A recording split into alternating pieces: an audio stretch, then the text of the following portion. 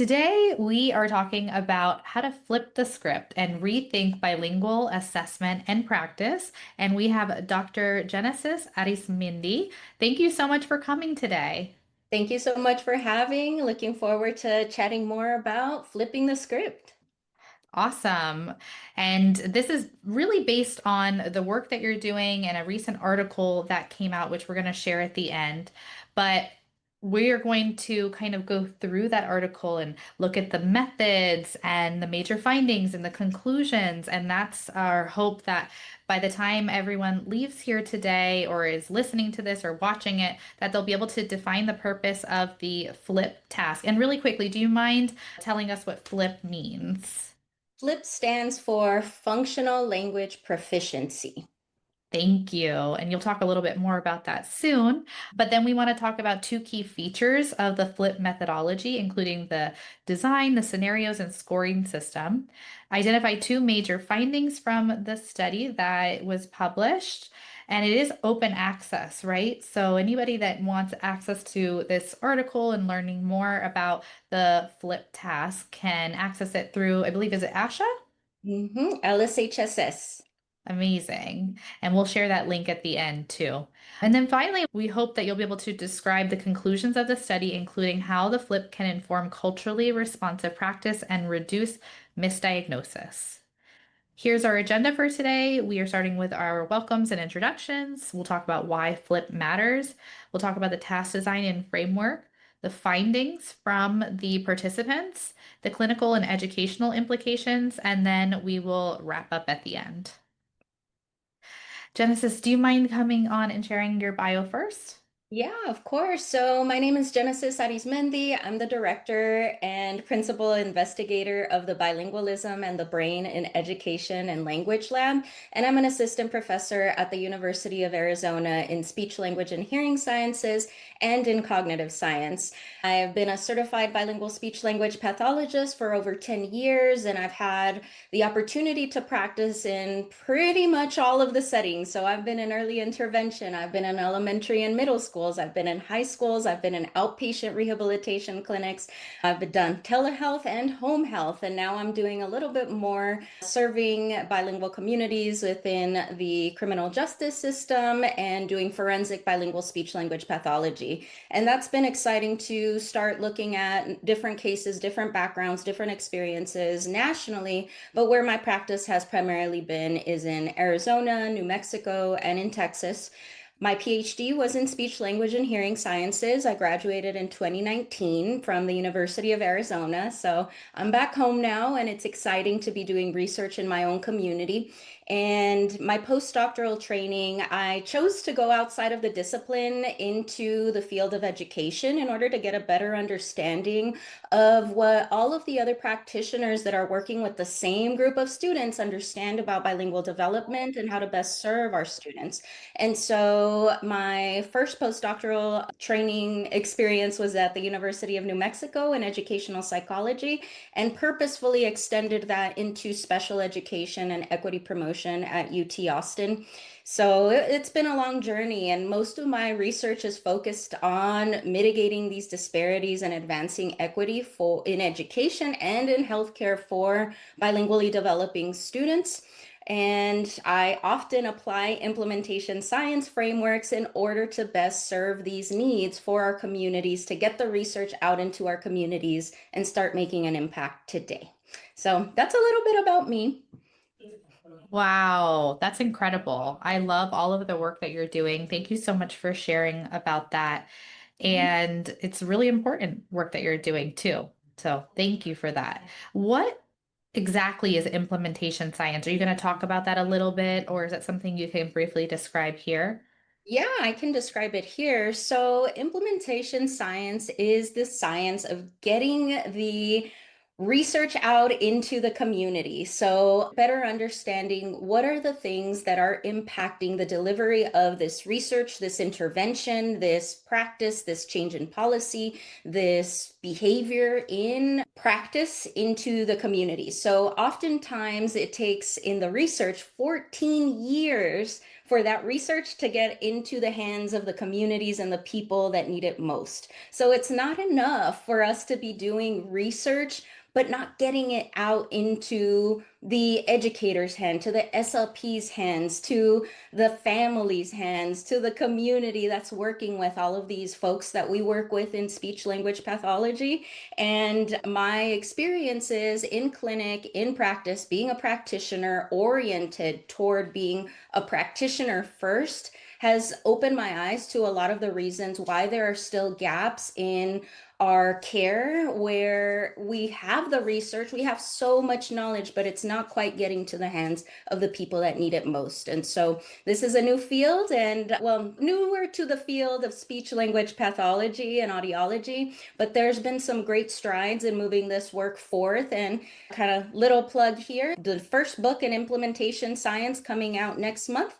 So stay tuned for that. It's going to be published through Brooks Publishing, and lots of great leaders talking about what this looks like in the field of speech language pathology and audiology. And so we can start really creating that impact in our patients, students, community members. Thank you so much for giving that description. Yeah, I've actually seen it come up quite a bit recently, and that's why I wanted you to dive into it a little bit more. And I didn't realize it was so new. Is this from another field, or is this like new across all fields, really? It's existed in more of the medical and health professions to determine patient uptake of XYZ or XYZ behavior or prescription or you name it, right? And Mhm. so that's what's been the inspiration to bridge it into the field of speech language pathology, but we also see lots of great implementation science happening in the field of education, right? Where researchers are in the classroom working with the teachers to ensure that that intervention is being delivered and across a variety of different classrooms. So there's a lot of inspiration to draw from in a variety of different fields, but I think we've been so focused on generating knowledge all of these years but not quite the understanding and how to get it out. And that's the goal here. That's great. So if you are just tuning in for the very first time, maybe on YouTube or on podcast, my name is Vanita Lipback. I go by she, her, hers. I've been an SLP since 2014. I'm the host of the Speechy Side Up podcast, which is part of the Tassel Learning Network, and I'm also the CE content consultant for Tassel. I own a very small private practice specializing in early intervention and AAC in South Florida.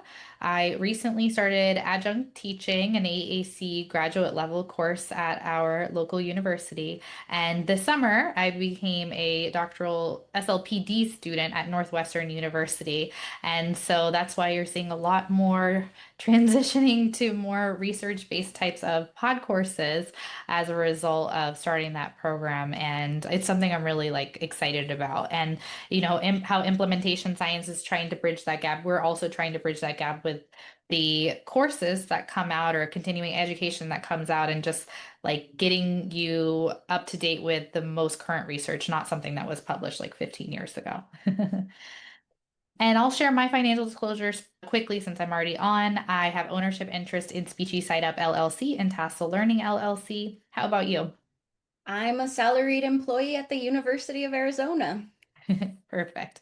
Oh, yeah, I guess I should mention that I'm also an adjunct employee at FAU. All right, so let's dive in. What gap in the field were you hoping to address when you developed the FLiP task? So there were a variety of gaps that I kept experiencing and seeing in my practice. And as I became a doctoral student and started digging more into the research and how that aligns with what I was seeing in the clinical space. And that is that oftentimes standardized tests and clinical practices often fail to consider the complex language environments that bilingual children experience, and then also how they use their language in real life. And this is problematic because it continues to lead to both an over and under representation in special education for bilingually developing students or emerging bilingual students who start to learn their second language when they enter the school system. And it also continues to reinforce these deficit views of bilingualism, not just in the educational space, in the clinical space, but in society. And these lack of tools that can address these complex language environments and their own experiences are also prominent when we're thinking about the experiences that bilingual children that reflect bilingual children's own lived realities and experiences.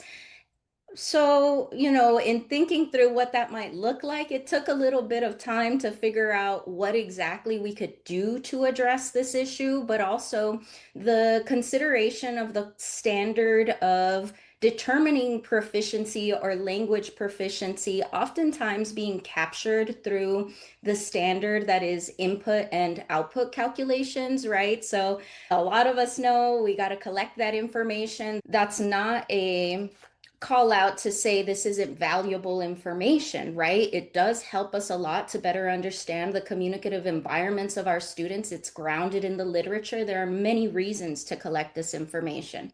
And these input output calculations kind of show us, okay, over the course of a day, how much is a child listening to the L1 first language and L2 second language?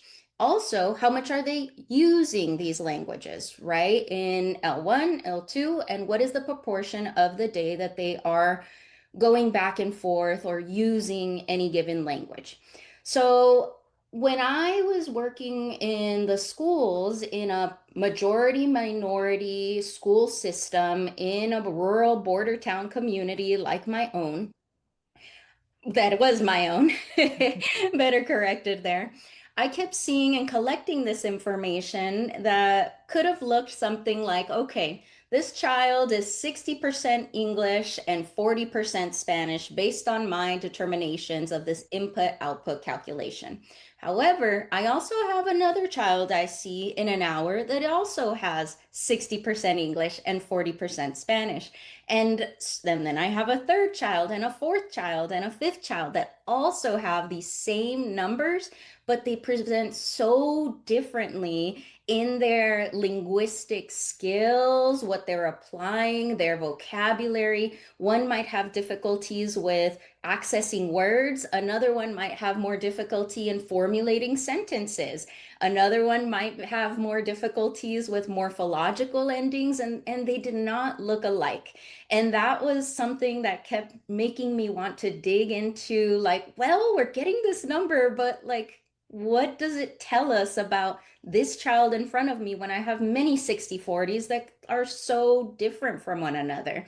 And so a lot of this is oftentimes based on these monolingual norms that are the foundation in thinking through, well, okay, they turn it on here and they turn it off there, and they keep that's how they keep their languages separate. But these norms strip away the context, the purpose, and the functional intent that bilingual users often have to keep in mind in every single interaction that they have, which are essential to how bilingual children and bilingual communities use language across settings. So this is the groundwork and the foundation of the experience, but it was primarily informed by by continuing to be a clinician throughout my practice and understanding these connections between what is advocated for in the research, but also what that presents like in clinical practice and where these breakdowns can occur when an SLP is experiencing such little time to collect all of the data, double the data with bilingual children. And it impacts the care and the equity to advance their skills. Yeah, thank you for sharing that. It makes a lot of sense when you put it that way. I like this visual of the different bilingual profiles as well. So I'm sure as we get to the methodology, you're going to talk about what specific target or like functional skills you're actually looking for, right? So maybe we Yes. can go ahead and jump to that because I'm so excited to see what it is. So tell us about the flip task, how it was designed, and how you capture both functional and linguistic equivalence in bilingual children's communication. Mhm. Thanks for that question. So the FLiP was purposefully designed to reflect how bilingual children communicate in real life. So at this point in the journey, I was digging into the cognitive literature, and I kept finding also all of these disparities in, does bilingualism enhance cognition? Does it not? Is there an advantage? And we still continue to see this research move forth today. Of course, there's a bilingual advantage, right? But also the more languages that we have, the more we're able to connect with more communities, with more people, expand our understanding of how their perspectives are in the world and how we can better understand the human experience, right? And as I was thinking through what could advance this input output proportion or percentages, I try to go back into my own lived experiences. So I grew up in Nogales, Arizona, which is right on the border of Arizona and Sonora, Mexico. And those experiences navigating a bilingual and a bicultural space where over 95% of the people around me also experience the same kind of linguistic environment and linguistic development. I thought, okay, well, what were we doing? What are some ways that we could tap into our input or our output? And ultimately, I came to this idea of language brokering. And this refers to the need to communicate information from one language to your other language for somebody in your life that doesn't have access to one of the languages. So, language brokers distinguish themselves from being translators in that translators are people who went to school, they studied, they have a background in the vocabulary, the scenarios, the situations, the ethical practice of translating. And that's quite different from the experience of a language broker, where language brokers do the best that they can in the situations that they're in, and they may not have the vocabulary for it. They may not know a whole lot about the situation, but they will use the language flexibly to communicate the need for people in their lives. And so my experiences being a language broker for my monolingual Spanish speaking grandmother, every time we came to Tucson, Arizona, to the mall, to the stores, to go shopping, it was, pregúntale al señor si tienen este zapato en el tamaño 7. Okay, sir, do you have this shoe in size 7? Right? So these were the common experiences. Yeah, well, I don't have the shoe in size 7, but I have an 8. Will that work for you? Pues dice que no tiene el tamaño 8, pero que en el 7, pero tiene el 8. ¿Te va a servir ese? No. Okay. So it's a back and forth exchange in one direction and into the other direction. So the requisites, as I started building out and thinking through this a little bit more, was okay, well, in order to do that successfully, we have to have both receptive knowledge in both L1 and L2, that is first language, second language, right? But we also have to have our expressive skills developed in both L1 and L2. And those expressive skills could look very differently, but if you can still communicate the intended message of the speaker to the listener and it accomplishes the same goal, then that works, right? There might be some changes in the way maybe the vocabulary is missing there, or maybe there's a morphological ending that's missing, but does it achieve the same functional purpose or message at the end of the day, right? So this pushes beyond vocabulary checklists or morphosyntax prompts to spotlight how children use both of their languages strategically, socially, and meaningfully across these contexts and across these languages with an end goal of being a helper. And these are grounded in everyday culturally relevant scenarios that honor their languages and their social experiences. So as I reflected, I tapped into my own lived knowledge and I thought all of the different scenarios where I had to do this. From there, I wrote those all down as potential scenarios where we would create FLiP scenarios to have students help people understand each other. So I conferred with the literature, and there were many different articles published, but these were primarily focused on older children in high school and in middle school. So there was a gap there. But those were still the areas where language brokering was required of these students and where it had already been documented in the literature that these were settings and situations that mirrored my own experience. So, in thinking of these scenarios like help at the store, at the doctor's office, ordering food, requesting an appointment, talking to a parent at school, these kinds of experiences, I thought through, okay, what are the different scenarios, the items that they're going to have to need to broker information back and forth that are age appropriate, that are going to tap into linguistic skill across a good range of bilingual development so that it can apply to many more users, right? And the focus here was to create it at the point of first, second, and third grade development. So in designing each item, there was the consideration of, this vocabulary word might be too complex if we're administering to a first grader. Have to think through what vocabulary terms are going to have a good range of difficulty to understand where students are, but also some ease in there that are more communication that is found in daily activities, right? So can you call the beauty salon and put an appointment for with Anna today at 2? Okay. I quiero una cita ahora a las 2 con Ana, right? Something like that. And then back and forth. Sorry, we only have an opening today at 5. Dice que nomás tiene una cita ahora a las 5.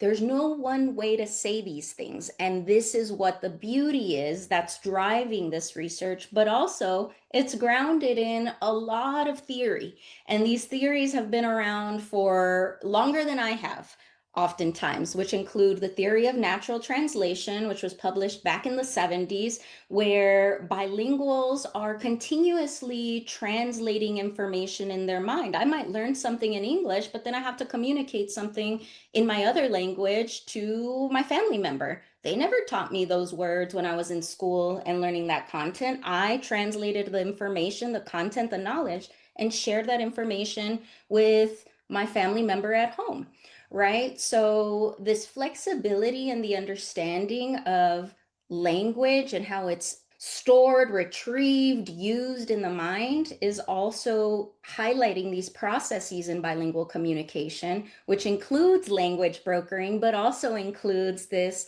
also new term to the field, relatively new term to the field of speech language pathology that has been around in the field of bilingual education for quite a long time now. That's called translanguaging. And that is the unified, flexible use of language between one to another and considering it as a fluid, flexible, dynamic, unified process. So lots of things coming into the need to consider functional language proficiency because that distinguishes itself quite a bit from academic language and all of the specific terminology that's oftentimes only heard and used during class time in the educational environment. And if those languages, if for the majority of children that are learning bilingually in English only school systems. Wow. Yeah. Very, very important. So would this be like the next level for a child who's learning, multiple languages, not only to have that academic proficiency, but then to have the functional language proficiency? Okay. Mhm. And then the ultimate goal of the FLiP task is to have functional language proficiency in both receptive and expressive language skills. Is that right? Yeah, so we're Okay. looking at functional language proficiency in order to better understand how they're using language that might be quite different from what we're seeing on standardized tests, right? That's a very unfamiliar experience to Mhm. do a standardized test for kids in first grade, right? Like the look at the dog. The dog is Mhm. jumping. Now, what did he do? Right? And the child is like, what do you want me to do? Right? There's oftentimes prompts and experience with administering items on a standardized test to ensure that they know what they're expected to do. But that's also unfamiliar and it creates a tension in different communities when the provider, the adult in the room should know the answers to these questions, and children are expected to like wait for them to say Yeah. it, right? Yeah. So it can create that kind of tension, but also the understanding of the experiences of oftentimes minoritized bilingual students where there is a disconnect between their home environment and their school environment and the people that they encounter within the school environment and how they're expected to leave their home language at the door and go straight into English only as soon as they enter the school system. So it should address not just the understanding of functional language proficiency and capture how language might be used in their daily life, but also as a way, as a culturally responsive practice in order to initiate speech language therapy. So the FLiP itself can do a variety of different things that doesn't rely on capturing the proficiency or the measurement if it's only used as a culturally responsive practice to initiate and address the cultural, linguistic, and environmental mismatches that bilingual students experience in the school system. That's a big that's a game changer because we're considering how uncomfortable it can be to be asked in a SLP context or in a testing context where let's think through the demographics of speech language pathology. 92% white and monolingual. So if I'm getting pulled, the likelihood is that I'm going to get pulled by a white monolingual English speaking woman, and then they're going to ask me to speak in Spanish in a space that I'm not familiar with speaking Spanish. If anything, it might be discouraged to speak Spanish in school, or I might have gotten punished or sent to the principal's office for not staying to English or speaking Spanish with the other students in my class. So when an unfamiliar new person comes and pulls me from my home language or from my school environment or classroom environment, and I go into this therapy room with this new person that I do not know, and they start asking me to say things about in Spanish, I'm going to think I'm in trouble. I'm going to wonder why they're asking me to start speaking in Spanish when I've never been asked to speak Spanish at school. Am I in trouble? Am I going to get put in a different classroom? Are they going to send me away? And we have to think through what that means in today's social context related to safety and requesting students to speak Spanish. That's going to be something that has to be at the forefront of the practitioner base that's serving our students because it's discouraged, and we're seeing that happening from the very top at the federal level. So we need to we need to understand why a child might be resistant, reluctant, performing lower or not wanting to perform in Spanish, or maybe inadvertently make or purposefully choosing to give wrong answers so that they can demonstrate that they speak English. Right? These are so many social contexts that are often missed or not captured within our understanding of serving communities that are different from us that we really need to start thinking about. So, if the FLiP can elevate their cultural linguistic skills and assets from the very beginning as they're meeting this new SLP before you get into some of these other experiences, it can, in the testing and evaluation and setting up the rapport and working with the students, that already can open up the door to more culturally responsive care, ethical care, and equitable care. Yeah, it's so important. And thank you for breaking that down. And I don't know where I had like the confusion about like how it's doing the assessment, but it makes a lot of sense to go from using these standardized assessments that are testing more academic language to using something like FLiP that looks more like their home language use and their functional language use. So thank you for clarifying that. I appreciate it. Yeah. So I'm curious with the language. I'm not like fully bilingual, but I grew up in South Florida, and so I have friends and family who are multilingual, bilingual, and I've seen the language brokering. And what part of that are you looking at that is more like social as well, and like their attitudes towards doing the language brokering? Like I had friends who were teenagers who had to do it, and they just like were not up to doing the task or they were not happy that they had to do it. It was just like they were the person that was responsible for doing it because they were the only person that could do it in that context. You know what I'm saying? Yes, yes. I'll stop you there too, though. You are Okay. bilingual, and I think the reluctance to claim the bilingual skills, right, are something that I'm also noticing in the field that people really need to claim and build upon. But I think there's so much already ingrained shame or guilt or fear that the language is going to be attacked as wrong or incorrect or not native speech sounding, right? All of these different things that we've already internalized about our own languages, whether it's L1 or L2 or L3, that, don't actually reflect the competence that you have with your languages, right? So claim it. And, I want to see more people saying, yeah, I have all of these languages and it's wonderful. But going to your question, with all of the students that participated, so it was in this work, it was bilingual children in first, second, and third grade. So there were 30 in each category. And all of the children were able to do it. At the end, in order to get a little bit more information about them, and their experience with it, I asked them, have you ever done something like that? Have you ever helped people understand each other before? And so many of them gave us that information about, yeah, I've done that. I do it all the time. And who do you do it for? Oh, I do it for my nana, my tata, my mom, my brother, David in class, right? It's so many different students or so many different experiences. Oh, tell me, where do you do it? When I go to Mexico and my tío asks me about this, and that, then I have to tell them or teach them the words. Or when we go to the drive-through, my mom says they're not going to understand her, so they make me scream from the back of the window so that I can put in the order at McDonald's, right? All of these different experiences, and with the context of teaching them that they're good helpers. This is where they say, I like helping. This is good. I like to help my family. And a lot of them shared that experience in the first, second, and third grade. But I'm going to go back a little bit here to give you an example of what they hear in the very first video clip. It's a me standing in front of a wall, and I just say, Hi, my name is Genesis, and I'm like you. I speak English, pero también hablo español.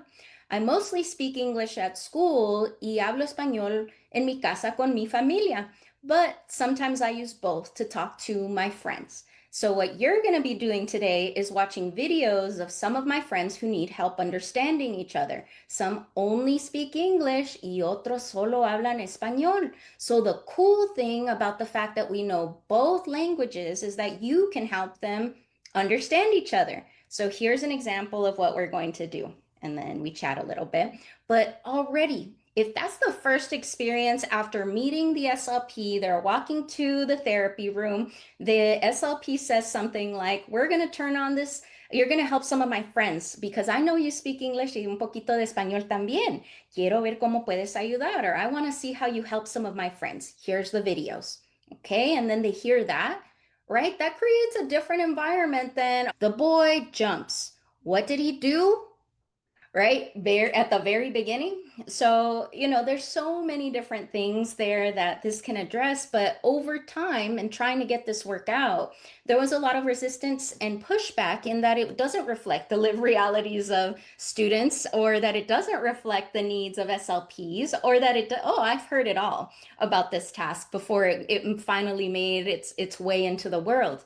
But a lot of my experiences and what I saw experts reviewers saying about this, I thought, whoa, you clearly don't know my community. And that is what pushed me to learn more about these experiences beyond the ones that I learned of the children in first, second, and third grade.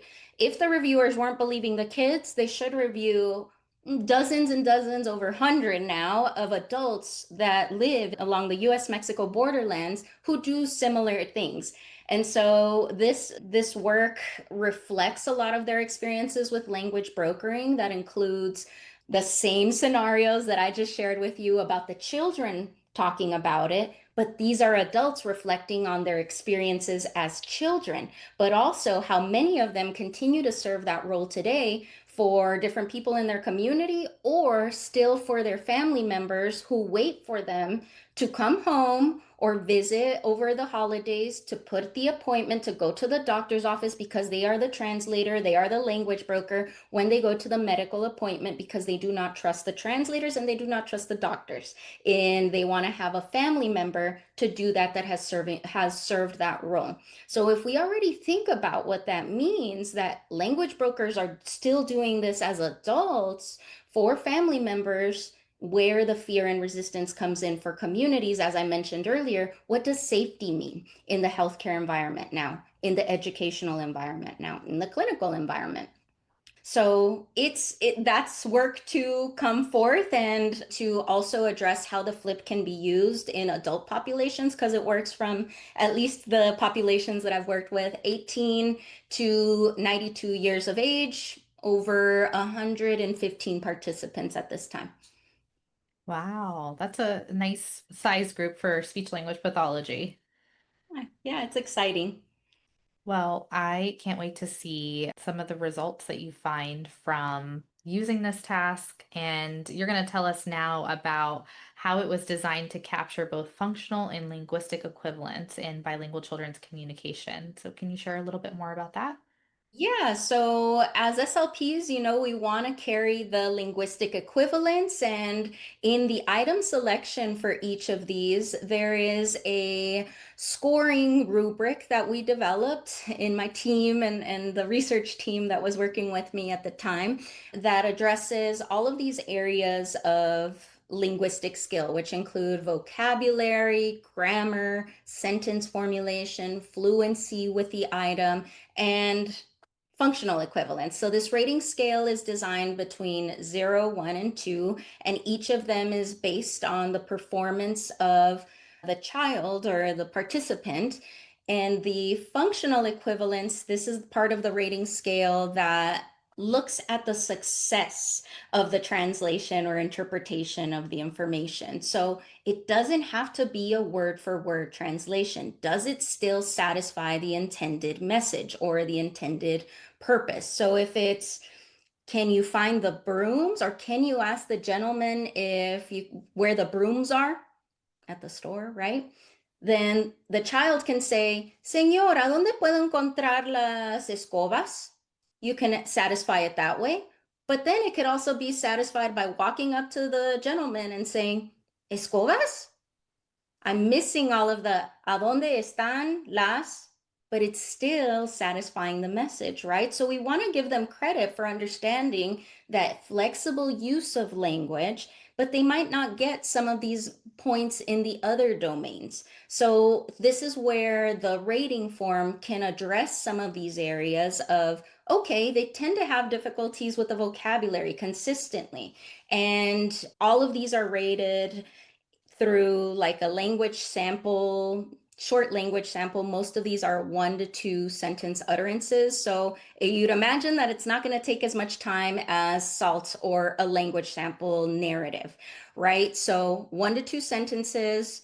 And at the end of it, you might have high functional equivalence and have some difficulties along linguistic equivalence that at the bottom of the rating sheet, you can tally the frequency of what you're seeing and make notes to yourself as a clinician about what you're already identifying within their functional language skills. So, for example, it might be, ooh, they tend to struggle with that past tense ed and all of these different items, but and propositions maybe, but maybe this is something I'll take a closer look in when I'm administering some of these standardized tests.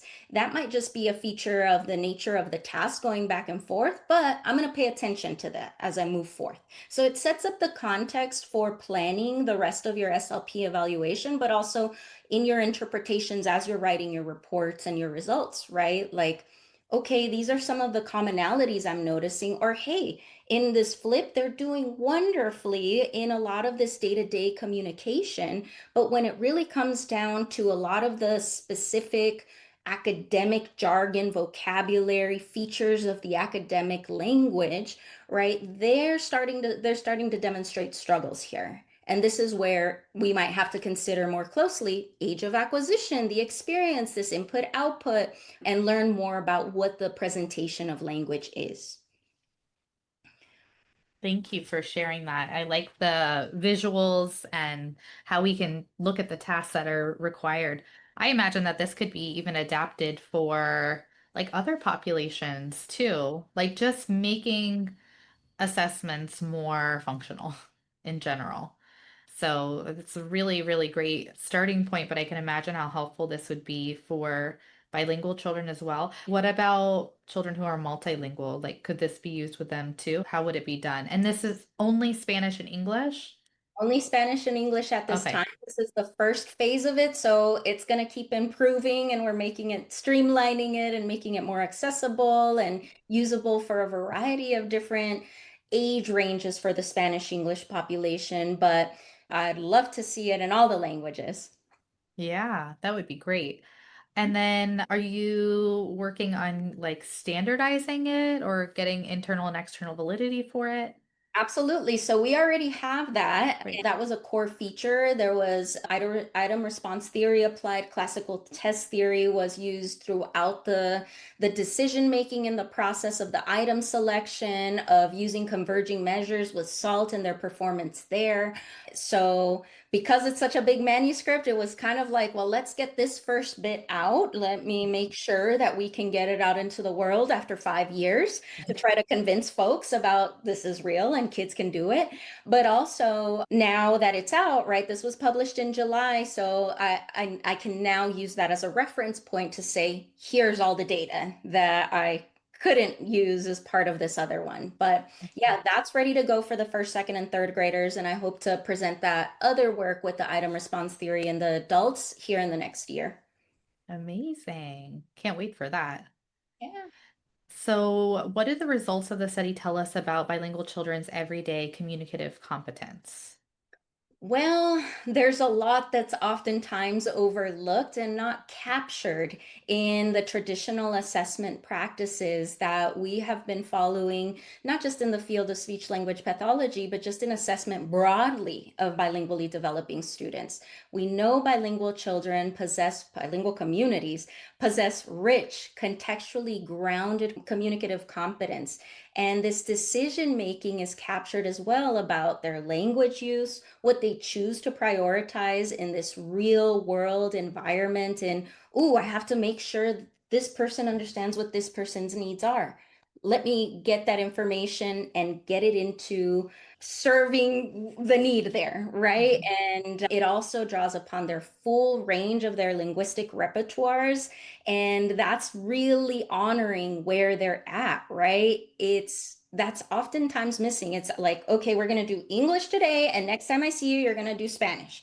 Or, okay, primero en inglés, okay, let's do all of the different, primero en español, vamos a hacer todas estas cosas, and then all of the English, now we're going to do these here. So you caught a little bit there of the my own cross-linguistic influence that came in where thought I was speaking English, but I was speaking Spanish.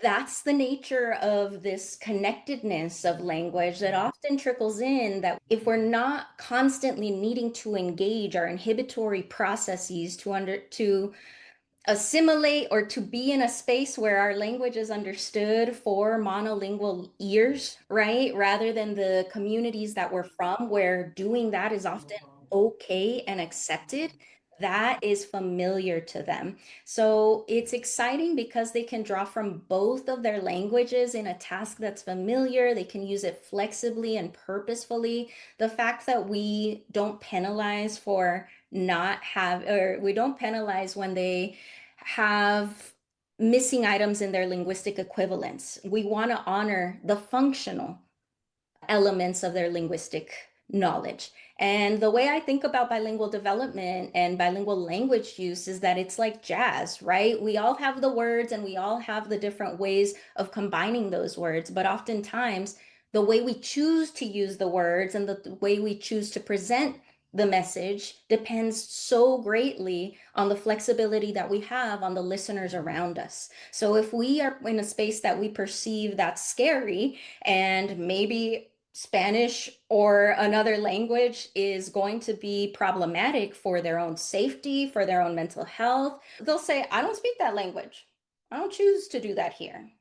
Right. And if we're thinking about that, that already starts putting us in a different mental space to consider the psychological elements that are behind language use in bilingual communities. So, and how that can lead to mental health difficulties across the lifespan. So, bilingually developing students as well, we know that they are experiencing the world and their language use in very complex ways. And we know that they can language broker as early as first grade. This extends that literature from the middle and high school aged children to children in first grade here in the borderlands, but that also applies to students in bilingual communities like Boyle Heights in LA, Pilsen in Chicago, right? That South Florida, all around, right? It's living around us, and that flexibility that students, users have with their languages is something to really admire. Yeah, definitely. How did you choose the stimuli or the real world task for the flip? So the real world tasks, the scenarios were through the literature and my experience. Then as I reflected on what the nature of these exchanges could look like at the store, literally things that I did for my Spanish speaking grandmother. And I wrote them down. Then I did an analysis of what they looked like, how the different sentences were structured, what kinds of different words were being presented. Were there some that were more later developing that I need to consider that a child in first grade may not have that vocabulary term and might discourage them right off the bat here? So after developing all of the scenarios, then I did a linguistic analysis of the vocabulary, the length of the items, because we don't want to work, it's not a working memory task, right? So that's another thing that we considered in the design here and thinking of, okay, this sentence structure is good because maybe it'll capture the third graders that have more advanced knowledge here in using these languages, but also can give us that graded item response theory where the stronger your languages are, longer time developing your languages, the easier certain items will be and more difficult for those that have just started in their learning journeys. So it's not designed for monolingual children, right? But there's still an opportunity to use it in a variety of ways for early emerging students for language development. Oh, that's great. And you said that it was mostly within like a store context. Are there other scenarios too, or is that something you're working on? Yeah, so there's at the store, at the doctor's office, setting Okay. an appointment, helping a teacher at a store, ordering food, and yeah, it's my working memory is limited there, but there's two more. Oh, that's great. Yeah, just all types of contexts that a child or an adult would be engaged in like on a regular basis, it seems like. Yeah, yeah. So it might be like, hi, is there anything I can help you find? And Mhm. then, hola, ¿hay algo que le necesita ayuda? Right? Mhm. And then back and forth. ¿Tienen esta camiseta en color rojo? Do you have this shirt in red? Sorry, we only have it in black, Mhm. but we can order one for you. Dice que nomás la tienen en negro, pero te la pueden ordenar. Mhm. Sí, pero me la pueden mandar a mi casa. Yeah, but can you send it to our store? Yeah, we can have it delivered to your house. Dice que sí. Right? So that was the Yeah, first scenario. yeah. Hmm. Well, if it's okay with you, I want to kind of veer a little bit to language learning now, if that's okay. What I've noticed is that, like, the way that we're taught a second language is not so functional most of the time. Would you agree with that? Yeah, I mean it's passive, right? Yeah. Mhm. Or it's more like the academic. It's like, here are the colors. Here, I have a 4-year-old right now who's like learning Spanish. Actually, I think she's learning more of a functional method, but I can recall my own experience where it was more about learning like nouns within that language versus, within a context. But have you ever heard of the Pimsleur method? I have not. That one has been my favorite so far. I had a job where I was driving around. I was going back and forth to Miami, which was like an hour drive, and they had audiobooks, and it was all very functional, like kind of what you're describing, how you would communicate within a store setting, how you would communicate within like a restaurant, and you repeat back. So I was like talking to myself in the car, so they would say it, and then I would say the response, and then they would respond. But like there was nobody checking to make sure I was doing the right thing, but that helped me the most. And it's just so vastly different from how a lot of programs are teaching second languages too. But like, as somebody who maybe has family members who are bilingual, the way they're learning is through natural like language acquisition, right? Absolutely. And thank you for sharing that with me because that's also showing how the generalization of the language learning can apply across settings, right? It's not limited to this space when I'm in this class or when I'm looking at this thing. It's okay, recruit all your resources. How will you say this? Maybe there's Mhm. something missing, but give it your best go. Yeah.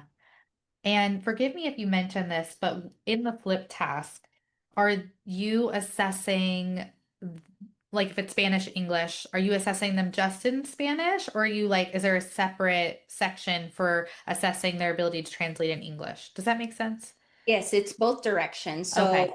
the information is translated in or interpreted in one direction. So is there anything I can help you find? Dijo, ¿necesitas ayuda encontrando algo? ¿Tienes esta camiseta en rojo? Do you have this shirt in red? So every other item is in the other language. So they're constantly Mm, going back and forth. And okay. oftentimes, if they need more prompts, it's like, oh, but remember, she speaks English. We need to tell her in English. And then that person is on the slide the whole time in order to help with the prompting that way. And that helps a lot. First graders need to hear it more often and with more prompt, considering their working memory capacities. The third graders have it down. Have it down. Same with the adults. They can finish it in about 7 minutes and don't require hearing it multiple times, oftentimes. So it shows a lot of their ease as I've looked at this, where, oh, I know it's easier for me when I hear it in Spanish and say it in English, but my production in Spanish is a little bit more difficult. So that's what I'm feeling there. And that's what the adults have shared with me. And that gives them their insight too. They recognize where some of the challenges might be emerging in their second language use or their first language use. Oh, thank you for sharing that and providing clarification on that. It's really, really interesting. And I'm sure it's like going to be so helpful. How do SLPs get their hands on the flip task? So they've been emailing me at this time. Okay. I send Okay. along the link, and anybody interested is welcome to have it. I'm working to make it more accessible, usable, but this is the first phase, and SLPs have dozens already have reached out to request it and are starting to implement it into their own school districts or SLP teams across the nation now. So it's super exciting to see it come to life now and be used as the SLP chooses to.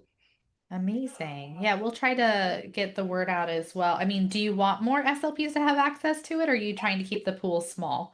No, we want all Okay. SLPs that are interested to get their hands on it. The more accessible we can make this, the better. As I mentioned, implementation science, right? We got to get it out there. I'm not doing work to put it on the shelves. I'm doing work to get it into the hands of the people that need it. And that might be our clinicians, our students, and our communities. Amazing. Well, we could definitely arrange something. We have a pretty large newsletter list, so we'll coordinate that with you and maybe we can get it to that group. You mentioned like working memory can be a threat to internal validity. What other types of threats to internal validity have you come across? One of the bigger ones is some resistance from students or from people that say, oh, immediately the psychological element comes in, that there is a fear that I'm going to get it wrong. I'm going to say it wrong. I'm going to be judged if I don't get it correctly or if I say a word wrong. And it's starting to expose a lot of these real psychosocial elements to the language production and bilingual users, and how there is a lot of linguistic shame and a lot of linguistic guilt when it is not up to speed. And this is a challenge, not just that their languages were attacked for not being English speaking enough or not being Spanish speaking enough. Or you can think about this across all language speaker groups, right? It's not unique to the Spanish speaking community, but this is where the work was grounded. And I think when that anxiety level comes up already in that experience, it's so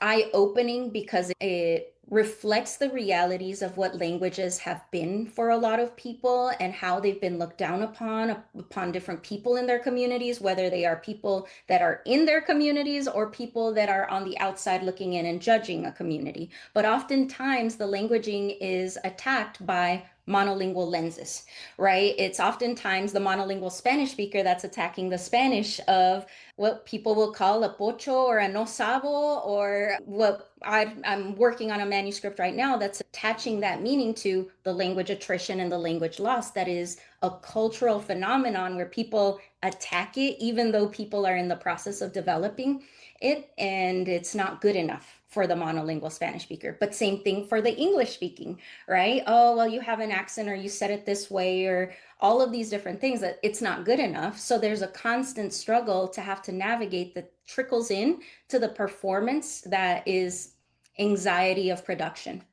I'm sure, like, so I have a minor degree in sociology for my undergraduate, and language is a big part of culture. It's a part of like your identity, and this is who belongs to this culture, and this doesn't belong. So I imagine like the way languages were set up by tribes, in like historical times were for that reason, for keeping people out. But nowadays, like it's a way to connect with other people. So it's kind of like getting people to shift that mindset too.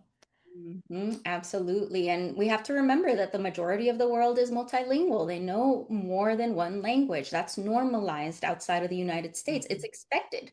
So, whose standards are we trying to accommodate when the majority of English speakers of the world are not heritage or native speakers of the language? Yeah, absolutely. Have you seen those new AirPods that are coming out have you seen this? Yes, I It's so have. cool, right? For anybody that hasn't seen them yet, apparently they will translate like what the person is saying to you while you're wearing the AirPods. And then you can respond in your native language, and then their AirPods will translate it for them. Is that correct? It sounds like that's Yeah, the whole premise behind it. I saw it and I'm really interested in seeing how that works. I know. Me too. I feel like it could be good and bad. I feel like it could also attribute to that language attrition, right? Mhm. Yeah. Exactly. Rather than, hey, we're making it easier for people to not learn the other language, right? When it is hard. It takes years, as we all know as SLPs, to learn just one. So Right. it's meant to be hard, but it's learning is hard. Yeah, that's true. Learning is difficult.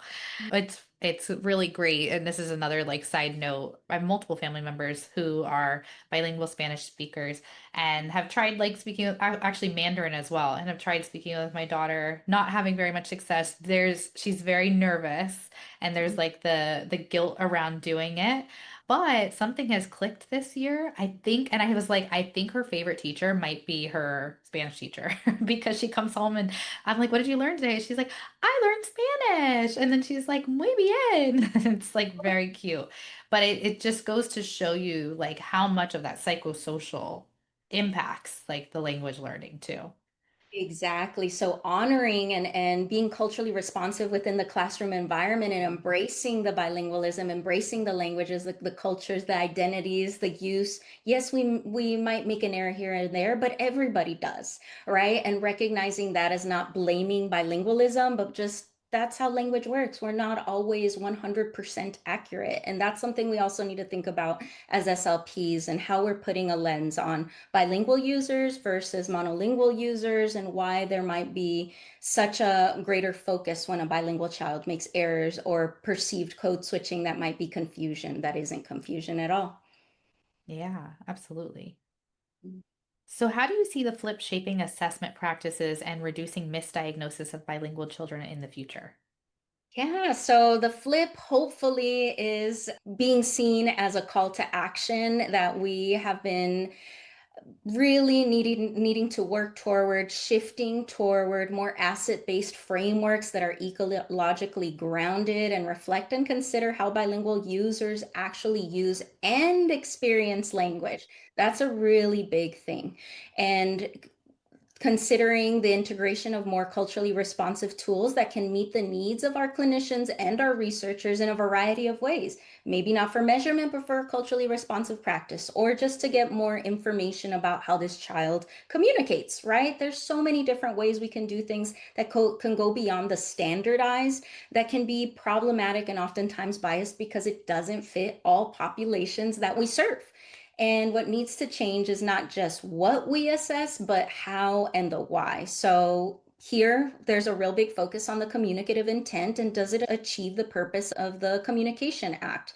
It's prioritizing that over linguistic perfection, right? This fluidity of language use. And it's a recognition of bilingualism as a resource, not as this risk factor that we've oftentimes heard about or literature contextualize. Oh, well, they're bilingual, they're more likely to have XYZ, right? Or they're coming from a home that doesn't speak English. Oh, time to be concerned because they're at risk, right? Or there's so many different nuances there in the perception and understanding of bilingual development across the disciplines that really requires us to come together and have at least the same solid foundations in our understanding of bilingual development, myths about bilingualism that are still commonly understood and believed, like that bilingualism causes delays, disabilities, and confusion, that are absolutely not true. And those are continuously perpetuated by even practitioners like pediatricians, teachers, family members. Strangers are doing this, and that makes it a really difficult space for bilingualism to flourish when it is also attacked, when it's not following a monolingual standard in either language. And, it promotes continued monolingualism in the United States. Yeah. Yep. Major issues. I can see why the FLiP is so needed and how it's going to help shape those assessment practices and reduce misdiagnosis. Are you guys trying to implement AI into this at all in the future, knowing that AI is like becoming such a strong, I guess, tool to be used in assessment? Yeah, so we're seeing how it works well with the transcription process, recognizing that 8% of our SLPs are multilingual and not all of them speak Spanish, right? There's a variety of different languages represented within that 8%. So if we can make it more user-friendly such that the AI can transcribe the English production of the child, the Spanish production, is the AI able to be bilingual and bilingual in a way that the SLP is interested about the language features? I think it can be, right? But still TBD, to be determined. Okay. Yeah, that's great that you're thinking about that. So you shared some helpful resources here. Did you want to talk about any of these in particular? Sure, yeah. So quite a few of these are just research that has been getting a lot of the background. The first link is the Two Languages, One Mind. I did the College of Science lecture series here in March that was focused on communication. So mine was on human communication and bilingual users. And so a lot of the research or the background behind FLiP is presented here, but also how it's connected to a lot of other things within SLP practice, bilingual development, and the recognition within our communities to understand bilingual development and support bilingual development. The Language Brokering in the Borderlands is a podcast that I did that was funded through the Mellon Foundation and the Confluence Center at the University of Arizona that funded my adult research that I've been conducting on the FLiP and their experiences with language brokering. So that's a podcast. The next one is bilinguistics background in the asset-based language assessment for bilingual learners. So much like what we talked about today, but it really going into every single step of the FLiP, the development, the considerations, what it looks like. So more of the research behind that in bilinguistics, the links there. And then I also did an Arizona Science NPR podcast that is a shorter background in promoting the Two Languages, One Mind presentation. And the last one is the Translators documentary. So good. It's about 20 minutes long, but it highlights the experiences of child language brokers and see the realities. As many of what I mentioned earlier, experts don't believe that children as young as the ones that we're working with can do this. And the fact is we've been doing it and we can do it well. And last is the QR code for the LSHSS article that was published in July. It's accessible, open access, free to download. have at it. Please, please, please read it. And I'm happy to answer any questions. Please feel free to reach out. Talking to your teams, I'm all in. Amazing. Thank you so much for sharing that. And this is the article that you just shared through the QR code too, if anybody just missed it. And here is your website, Instagram, and email. And I want to thank you so much for coming on and talking about your research today and where you're going to be taking this. I can't wait to follow along. Thank you so much, Vanita, for the invitation. This was such a pleasure, and I appreciate you putting the spotlight on the FLiP and how we can better serve our communities and all the things you do to get that research into practice. So thanks a lot. Thank you.